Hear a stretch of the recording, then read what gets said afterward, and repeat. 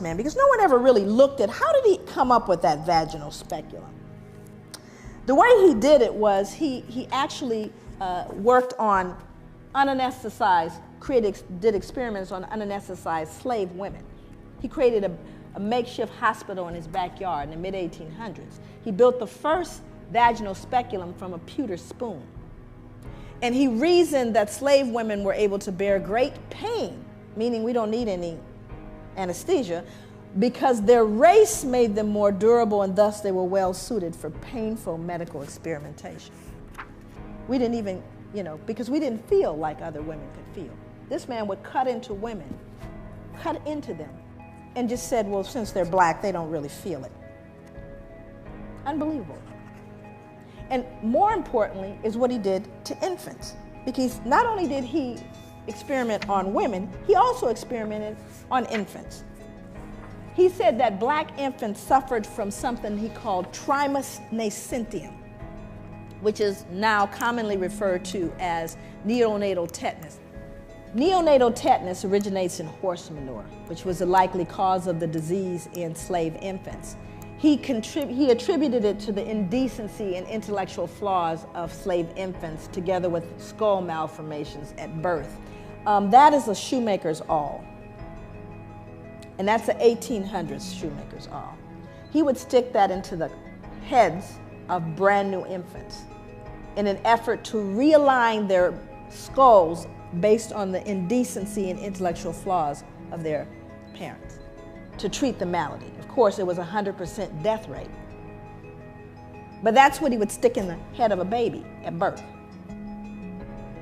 And so these are things that are so horrific that you can't possibly wrap your head around it. And this man is, just Google it. And you think to myself, I think to myself, if I were up here in front of you right now, and this is going to become very important as I move into the other slides.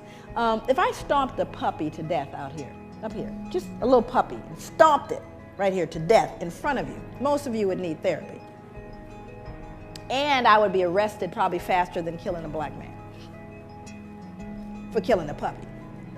How could you do that? Do you realize how much dissonance you have to remove in order to stick that into the brain of a child? More importantly, the child can no longer be human. Are you understanding what I'm saying? The reason why he could do it is they weren't human.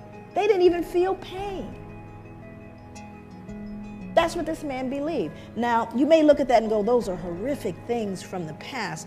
There's a book out right now, not table reading. It's called Medical Apartheid. This is written by Harriet Washington, came out last year. This book chronicles the experimentation on black people up to contemporary day. See, we want to look at the Tuskegee experiments. We want to look at Sims and go, oh, that just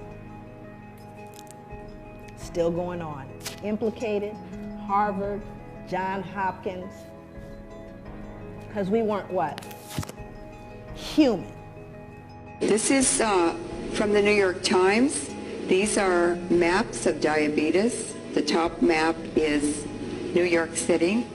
Everybody's drinking the same drinking water.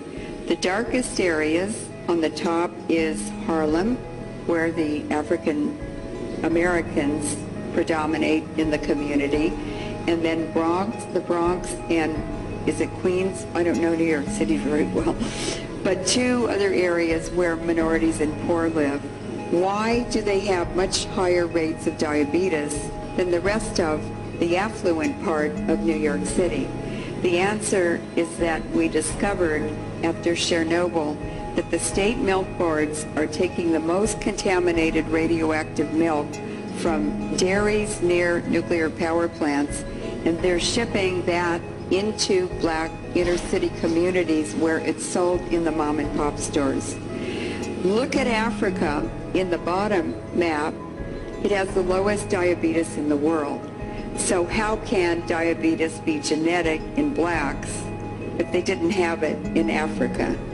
It's because U.S. national policy is to genocide the black communities with radiation.